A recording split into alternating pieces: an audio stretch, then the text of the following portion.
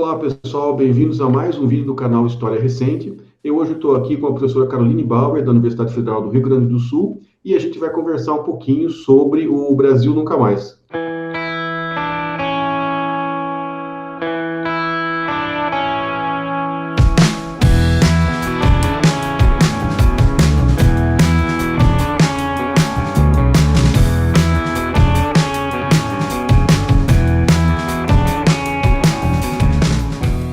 Tudo bom, Caroline?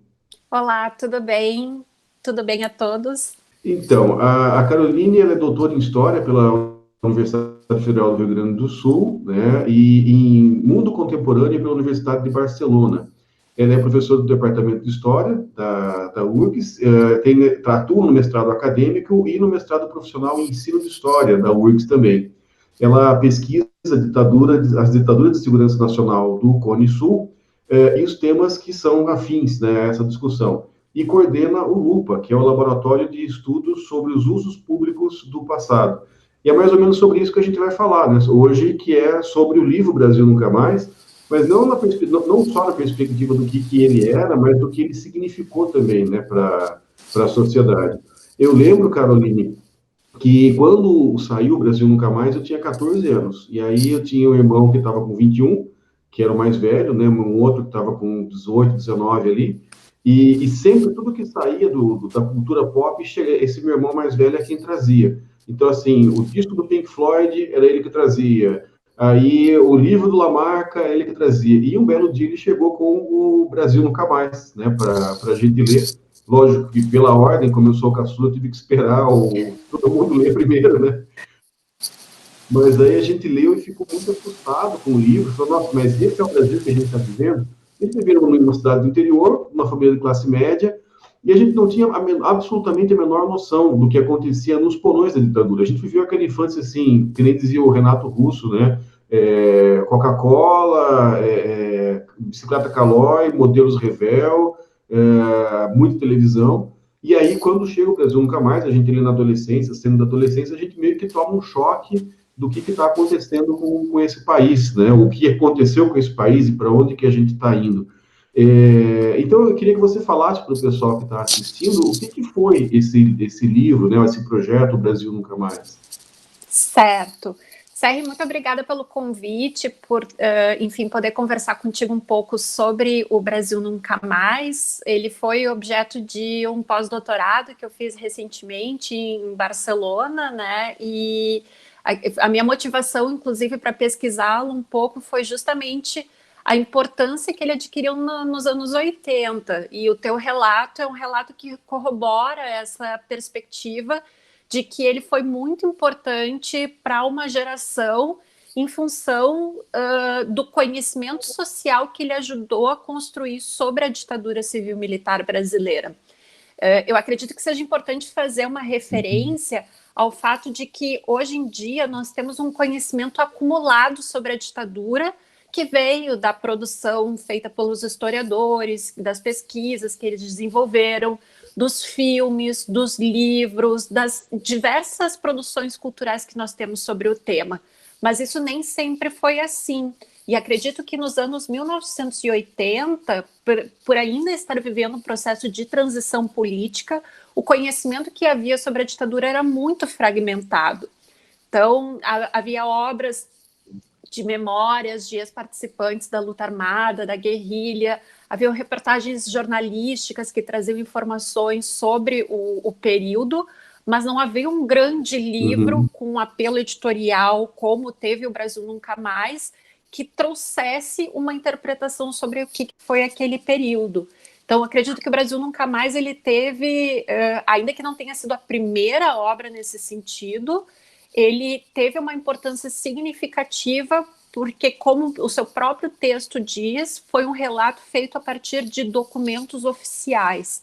E isso teve um peso muito significativo, porque se tratava de uma documentação produzida pela própria ditadura para a escrita daquele livro, né? Então, acho que o que tu disseste, teu relato, casa muito com essa perspectiva da importância que a obra teve de descortinar um conhecimento sobre o período da ditadura.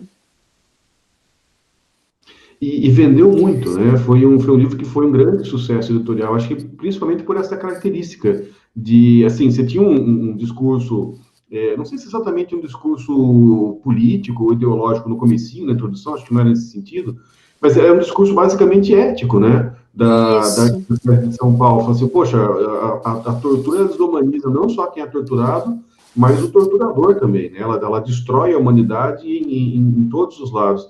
E aí, o fato de você trazer as coisas assim com documentação, sem necessariamente trazer as opiniões, aquilo, né, por si só tinha uma característica de condenação. E teve essa dimensão de vender muito, né? Foi um grande sucesso editorial na época. É isso mesmo? Sim, é isso mesmo. E eu acho bem importante isso que tu disseste, porque ele tinha uma perspectiva, o Brasil Nunca Mais, não somente de recuperar essa experiência da ditadura, esse passado da ditadura, mas ele tinha uma função naquele presente também, que era pressionar as autoridades brasileiras a assinarem as convenções internacionais de contra a tortura, né, que estabelecessem um compromisso internacional de erradicação da tortura. Então, ele tinha uma função específica naquele presente. Mas, respondendo diretamente a tua pergunta, sim, ele vendeu muito. Ele estava pronto já para ser lançado em março de 85, só que, enfim, em função da doença do Tancredo, da sua posse que foi postergada, enfim, da morte, e aí a posse do Sarney, como gerou uma certa turbulência, esses acontecimentos, eles seguraram o lançamento, e como não era também uma conjuntura segura, digamos, de que já havia uma democracia consolidada e havia, enfim, ameaças de que o processo de transição não se concretizasse por setores descontentes vinculados ao regime anterior. O lançamento acabou acontecendo em julho de 85 e foi um lançamento sem nenhum tipo de comunicação. De um dia para o outro, os livros surgiram nas livrarias e foi uma vendagem estrondosa. Assim. Na primeira semana, numa semana, a primeira edição se esgotou e pelos 2 anos seguintes, o Brasil Nunca Mais esteve na lista de 10 livros de não ficção mais vendidos no Brasil, sempre nas primeiras posições. Então, durante 2 anos, o Brasil Nunca Mais se manteve como circulação e se estima que nesses 2 anos ele tenha vendido mais de 300 mil exemplares, o que para o Brasil, para o mercado editorial do Brasil, para o mercado leitor do Brasil, que naquela época tinha uma população de mais ou menos 60 milhões de analfabetos ou semi-analfabetos, era realmente uma vendagem estrondosa. Eu tenho essa característica, é um país enorme, mas que tem uma população leitora que é pequena, relativamente, né? Outra coisa que eu lembro daquele período é que o tema da ditadura e a ideia de que tem alguma coisa escondida, né, que a gente não sabe, que a gente tem que saber, aparecia na cultura pop em geral, né? Eu lembro que foi a época também que, para quem não viveu os anos 80, os loucos anos 80, que estourou o RPM, né, que era liderado pelo Paulo Ricardo, que hoje é padre conservador, né? Brincadeira. São pessoas diferentes, mas são os mesmos Paulo Ricardo, mesmo nome que eles têm ali. E as músicas do RPM falavam assim, rumores falam em guerrilha, alguém traz alguma notícia sobre o Brasília. Então, tinha muito essa coisa assim de que estava descortinando um Brasil que estava escondido, que estava secreto.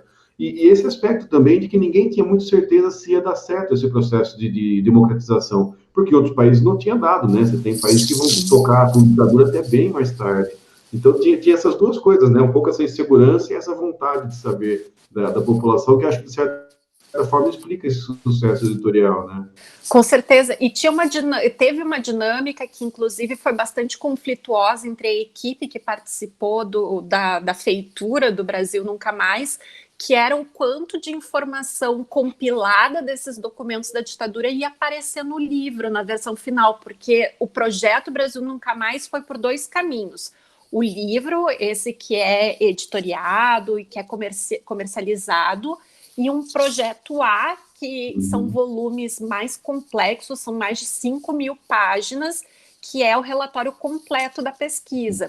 E aí, como, enfim, esse relatório de 5.000 páginas não seria vendável, faria parte de um circuito consumidor de leituras, foi feito o livro, que é um resumo dessa pesquisa, né? E o livro em si foi feito algumas escolhas do que estariam ali. E eu me lembro de um dos temas que foi um debate bem grande entre a equipe, que foi se estaria no livro ou não a chamada lista dos torturadores, porque nessa documentação que foi trabalhada pela equipe, havia muitas denúncias a respeito de pessoas do aparato de segurança de informações que haviam participado das sessões de tortura. Então, houve uma escolha por parte da equipe que fez o Brasil Nunca Mais, que essa lista não estaria presente no lançamento do livro, justamente porque acreditava-se que era uma conjuntura muito instável, não muito segura para esse descortinamento. Temos uma interrupção aí. É interessante que a gente... os cachorrinhos resolveram participar aqui do processo. Mas acho que não chegou a atrapalhar o que você estava falando. Tá. Então, um pouco depois, acho que a gente tinha isso, né? Essas duas coisas, de o medo da democratização não dar certo e um melindre com quem podia ser responsabilizado e com medo de mexer no vespeiro, de certa forma. Mas ainda assim, eu acho que nos programas de humor isso aparecia, né? Eu lembro que no programa do Jô Soares, ele tinha um programa de humor na segunda-feira à noite, depois da novela na Rede Globo, e aí tinha um personagem lá que era um cara de óculos escuros, de chapéu, que estava sempre se escondendo. Aí ele começava a conversar com alguém falava alguma palavra parecida com o que tinha, assim, com os debates da ditadura, e falava, não, isso é revanchismo não, você não pode ser revanchista, né? Tinha essa discussão toda.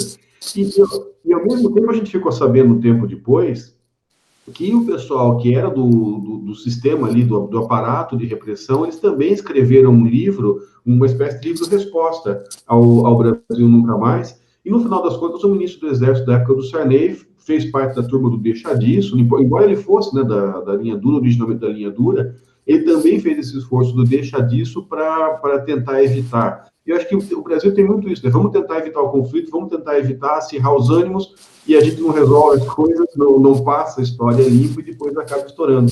Mas esse projeto também... bom, primeiro lembrar que o projeto Brasil Nunca Mais inteiro está disponível, né, na internet, você pode consultar por palavra-chave, vou colocar na descrição o link para quem quiser acessar. E aí também esse livro, né, dos militares, ele teve a característica de tentar responder, né? Eu não sei se era assim, vamos fazer a luta ideológica, ou vamos tentar fazer essa resposta para tentar evitar que, caso caia aquela ideia da anistia de que ninguém vai ser punido, a gente meio que já tem uma resposta para evitar a nossa própria punição, né? Então também teve uma iniciativa contrária do lado dos militares. E daí saiu, eu lembro de dois livros, né? Um era do Giordani, que era Brasil Sempre, que era uma espécie de capa invertida, né? E outro foi aí o livro de cabeceira do nosso atual presidente, ou como diz o Gustavo Mendes, né? Esse conjunto desorganizado de cadeias de carbono, que alguns chamam de presidente, que é a Verdade Sufocada, do Ustra. Mas esses livros não chegaram a ter o mesmo sucesso editorial que o Brasil Nunca Mais, né? Ou não sei se você tem informações sobre esses livros. Enfim, esses livros eu citaria junto a esse conjunto de obras negacionistas que tu citaste do projeto Orville também, né? Que eles são, de certa forma, reações à publicação do Brasil Nunca Mais. E também um indício de um medo de que a versão da ditadura apresentada pelo Brasil Nunca Mais se tornasse a versão hegemônica do relato sobre a ditadura, porque a ditadura se pretendeu muito, inclusive, controlar o relato que seria elaborado sobre ela própria, impedindo o acesso a arquivos, dizendo que quem mexia com o passado era revanchista, bem como tu relataste, né? Então, não sei te dizer um pouco do alcance dessas obras, eu acho que as obras do Brilhante Ustra, sim, essas têm uma vendagem expressiva, porque o seu discurso teve uma legitimidade cada vez maior nos últimos anos, né? Enfim, com várias recomendações públicas de pessoas que ocupam espaços de autoridade no nosso país, né? Mas esse discurso que o Brasil sempre traz, que o Projeto Orville traz e que as obras do Ustra trazem também, ele é um discurso que ele sempre esteve presente em determinados núcleos das Forças Armadas, né? É a materialização de uma determinada da forma de pensar de uma determinada comunidade de memórias. Acontece que na época em que só havia o Brasil Sempre e que o projeto Orville ainda era um projeto secreto, ele ainda não havia sido disponibilizado, seus dados, e também a gente não tinha o livro do Ustra, essa memória negacionista, essa memória apologética à ditadura, ela ficava restrita a círculos fechados dentro dos próprios militares.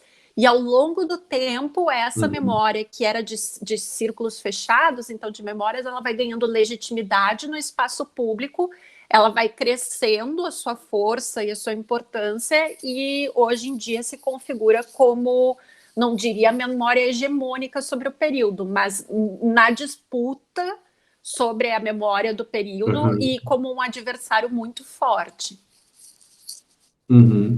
Certamente o nosso presidente, atual presidente, né, ou como diz o inquilino do Palácio do Planalto, né, vamos ver se quando acaba aí o contrato de aluguel dele, né, para ele desocupar lá o Planalto, mas ele, enquanto recruta, muito claramente ele foi formado por esse grupo, né, porque, se eu não me engano também, ele entra no Exército, a conferir, aí, ele vai entrar nos anos 70, e aí nos anos 80 ele está no quartel, e certamente ele vai ser formado por esse grupo, né, que era o pessoal, assim, os bebês da linha dura. E daí que vem também, mas não é só o Bolsonaro, né, que incentiva esse lado, essa visão da história, mas ele certamente dá um impulso muito grande, né, para essa visão.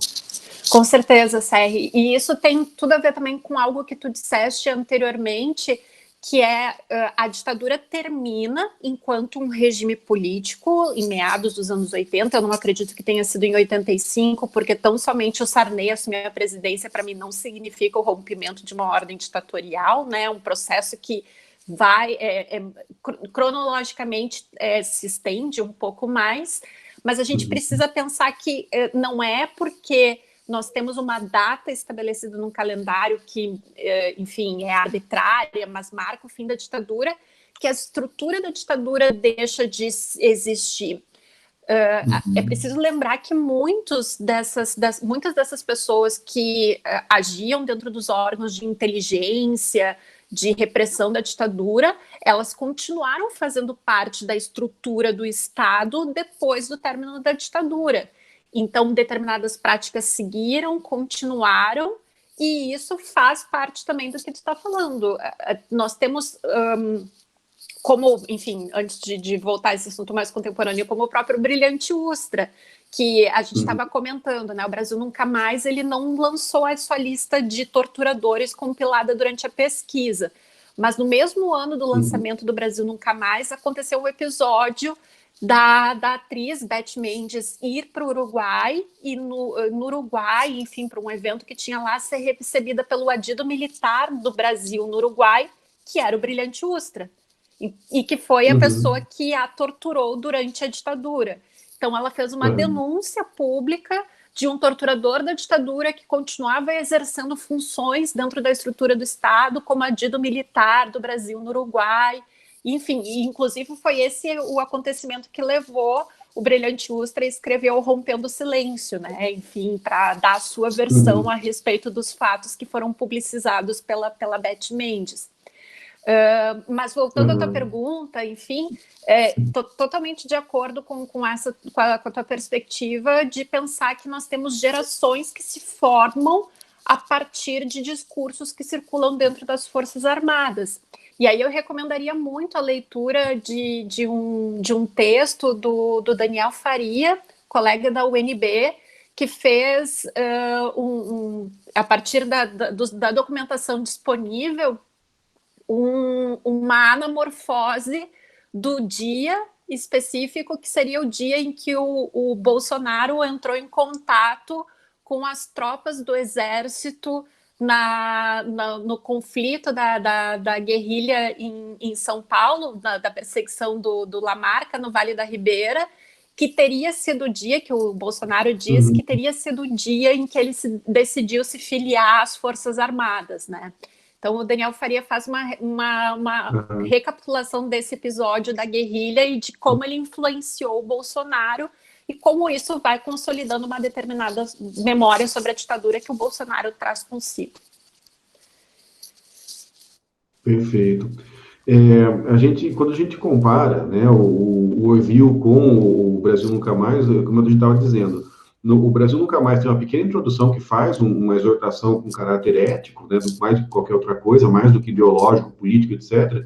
E quando a gente olha o Orville ele é a interpretação e ponto de vista quase que o tempo todo, ele quase que não lida com a documentação, né? Então, ele tem muito mais esse caráter de manifesto mesmo, de um grande manifesto, tentando explicar por que é justificável. Porque parece que depois do Brasil Nunca Mais não tem mais como negar que houve a tortura. O que eles tentam fazer é legitimar a tortura como se isso fosse possível em algum lugar do mundo, né?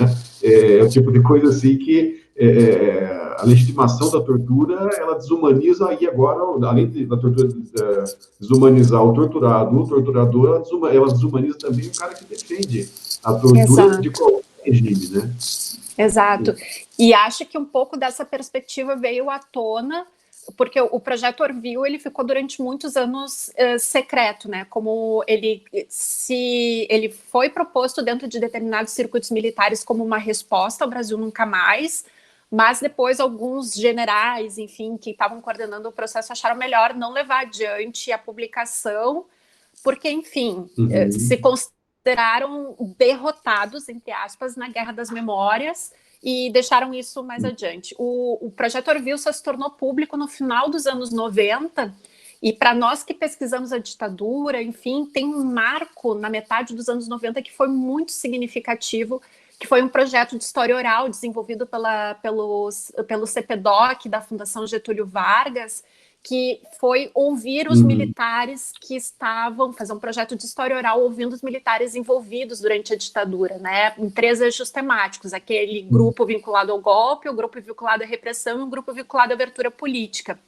E ali, Serri, pela primeira vez, a gente tem militares que estiveram diretamente envolvidos nesses eventos, que afirmaram categoricamente que a tortura era uma ferramenta legítima para a obtenção de informações, porque na perspectiva desses militares, eles estavam lidando com uma guerra, e uma guerra muito estranha, né, porque é uma guerra nunca declarada, uma guerra em que não se cumpre determinações internacionais do que deve ser feito numa guerra ou não, mas para eles era uma perspectiva de uma guerra, e ali a tortura acaba sendo legitimada como uma forma de obtenção de informações e de castigo, né, de punição. Então, enfim, da boca dos próprios militares, nós temos esse marco na metade dos anos 90, a partir do trabalho do CPDOC, que corrobora tudo isso que tu está dizendo, né, desse viés ideológico presente no projeto Orville, né? E uma coisa que a gente fica pensando do ponto de vista do ensino da história, da divulgação científica da história, é da necessidade, né, de que as pessoas em geral, mas principalmente a juventude, possa ter acesso e possa desenvolver interesse para conhecer esse aspecto da história do Brasil, porque é fundamental para a gente entender o Brasil de hoje, né? Não é o tipo de coisa que está jogada lá para trás. E nesse sentido, eu também queria que você falasse um pouquinho, né, da iniciativa do Lupa e do canal do Lupa também no YouTube, de certa forma, procura contribuir também para essa perspectiva educacional e de divulgação científica, né? Sim, o LUPA, o Laboratório de Estudos sobre os Usos Políticos do Passado, ele foi uma iniciativa que nós, do Departamento de História da URGS, de alguns professores que fazem parte do Departamento de História da URGS, estamos desenvolvendo desde 2017, e ele surgiu a partir de uma ideia de que nós, professores de História, precisaríamos investir mais na extensão, ou seja, nas comunicações que a universidade faz com a comunidade, e pensar os espaços de atuação dos historiadores também. Porque há uma crença, enfim, disseminada de que historiador trabalha em arquivo, geralmente em arquivos empoeirados, enfim, ambientes não muito convidativos e salubres, ou então enquanto professores de história nas salas de aula, e acabou os espaços de atuação dos historiadores, né? E acredito que nos últimos tempos essa visão vem mudando um pouco e a gente tem reconhecido a importância dos historiadores trabalharem em arquivos, trabalharem em museus, prestarem consultorias e também ocupar os espaços digitais. Assim como a gente estava conversando antes, eu acredito que não existe espaço vazio no espaço público. Ele sempre é ocupado por alguém. Então, se nós tínhamos vários relatos, várias versões historiográficas circulando no ambiente digital, essas versões muitas vezes não eram elaboradas por historiadores, o Lupa se propõe a ser uma intervenção de historiadores no espaço público, trazendo algumas outras interpretações sobre a história, não tentando hegemonizar como o espaço de produção pelos historiadores, né? Até porque isso é impossível, a gente não tem como controlar a produção de história feita nas redes, mas a gente pode propor outras interpretações mais próximas às pesquisas historiográficas, mais próximas ao método histórico, com rigor científico, tudo que é o que a gente preza bastante nessas intervenções. Então, o Lupa tem essa dimensão de pesquisas que são realizadas com os bolsistas, a partir dos seus interesses, e sempre pensando essa função do historiador dentro da sociedade, e essas, enfim, iniciativas de intervenção dentro do debate público, através do canal do YouTube, através do Twitter, através de eventos, lives, enfim, pensando sempre nessa ideia da extensão como uma forma de comunicação com a sociedade. Eu acho que toda vez que o historiador se coloca aberto, né, disponível para comunicação com a sociedade, a gente tem que festejar. Até eu diria assim, merece que a gente abra uma champanhe cada vez que isso acontece, mas se começar a acontecer demais, a gente vai ter que mudar para chá, para alguma outra coisa. Mas, por enquanto, não dá para a gente, né, abrir uma champanhe espumante aí, toda vez que os historiadores se colocam aí à disposição do público. Isso é super importante, né? Eu diria assim, é quase que a parte mais importante do trabalho do historiador, sem desmerecer todas as outras coisas, né, que o pessoal faz, que a gente sabe que não é pouco e a gente sabe que não é fácil, né? Sim, por isso que também tem que louvar a tua iniciativa também, de criar esse espaço de diálogo a respeito de questões que são bastante importantes para todos nós, né? E que dialogam a partir de determinados temas com coisas que nos movem enquanto historiadores e professores de história também. Então, parabéns pelo canal também. Legal, valeu. Tem mais alguma coisa que a gente deixou escapar, que a gente esqueceu, ou será que era isso? Da tua parte... Acredito só que é importante a gente lembrar que o Brasil Nunca Mais foi lançado em 85, ele teve esse impulso, enfim, essa recepção naquela conjuntura, e ele nunca deixou de ser um livro importante. Ainda que os usos e as apropriações que a gente faz dele mudem conforme a época, mudem conforme as formas de leitura deles são diferentes, a gente se atenta a questões diferentes ao longo do tempo, como é normal da memória, né? Normal do nosso relacionamento com o passado, ele vai mudando conforme o nosso presente, né? E como tu bem disseste, no presente que a gente vive, ler e conhecer o Brasil Nunca Mais é fundamental, é super importante que a gente tenha acesso a isso. E recomendo bastante aos professores que levem o Brasil Nunca Mais para a sala de aula. Os resultados dessa iniciativa costumam ser muito, muito impactantes para os alunos, assim, muito importantes para uma formação ética e moral deles também, além da formação histórica. Maravilha. Professora Caroline Bauer, muito obrigado pela tua entrevista. Valeu mesmo. Muito obrigada, Saí, pelo convite. E para vocês que estão assistindo, aquela coisa chata de sempre, curta, compartilhe, clique no sininho, mande para alguém que não conhece, etc, etc. A gente precisa de vocês para aparecer no YouTube, né, para poder cumprir esse trabalho de fazer as ideias chegarem para a população em geral. Muito obrigado por assistir e até a próxima.